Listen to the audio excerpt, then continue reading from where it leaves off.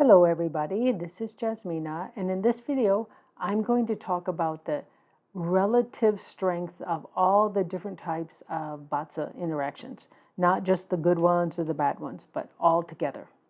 And I've been looking for this for a while, and I've finally found a really good overview.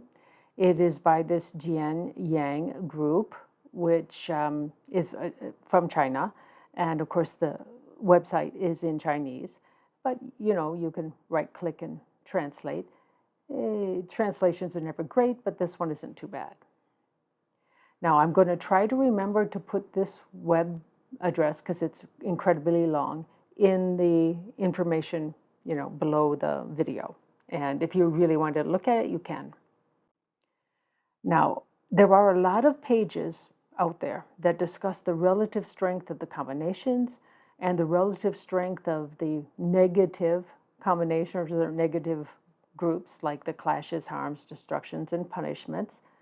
But this is the first web page I've found that gives you the relative strength of all of them together. That is, not distinguishing between the good and the bad, but in just overall. So I was really happy to find this. So they say that the directional combination, the three animal signs that are based on the four cardinal directions, they're the strongest, and there's no disagreement about that.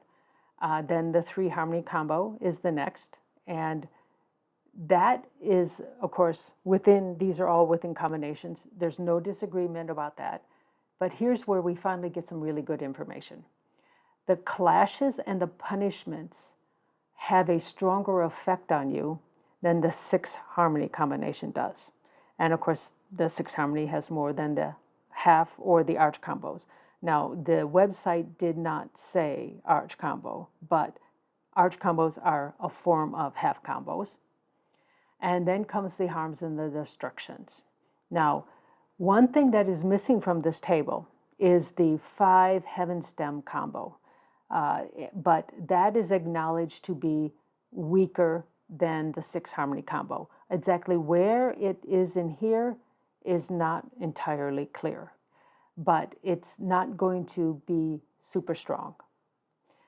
So you just have that knowledge. And of course, this particular website only talked about the branch combos, and these are all within the branch combos.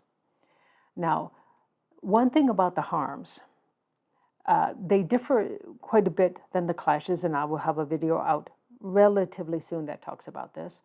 But they can cause you a lot more inner turmoil, or it can make you a lot more unhappy than actually a clash can.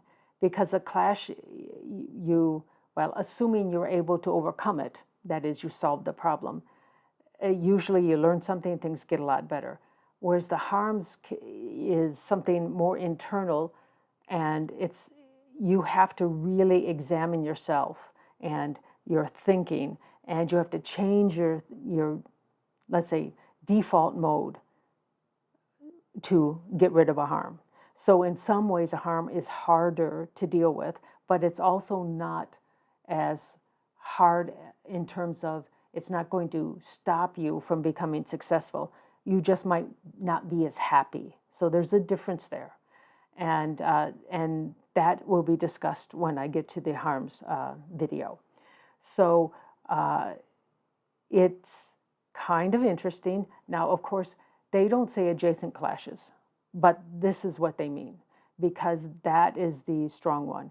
Once you you put the clash animals with another pillar in between, it drops by 50%, maybe even more than that. And if you have the two pillars between, like one is in the year and one is in the hour, most people who do BaZi don't even consider that a clash anymore. It is so weak, it's less than 10%. So obviously, they're just talking about an adjacent clash where the two animal signs are side by side. Now, they also make a statement, and I think this is indeed true.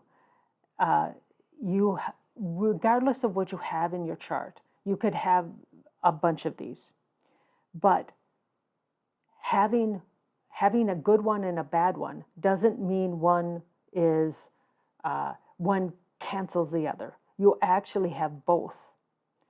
It's just which one tends to come out more easily. That is, without you working to try to tap into the good stuff. If let's say a clash is going to overcome a a 6 harmony combination, that is, you are likely, if you only have a 6 harmony and a clash here comes, that clash will probably make it very hard for you to tap into that 6 harmony combination. It's still there. You just have to figure out how to tap into it. And that can help you overcome the clash. Now, you could have a 6 harmony combination and a clash in your chart. That is also possible. And then you really have to learn to tap into that 6 harmony so that that clash won't get to you all the time, which is what, if you just go with the flow, the clash is going to win and you're going to have a lot more difficulties. So just because you've got something good and something bad doesn't mean the good one or the bad one goes away.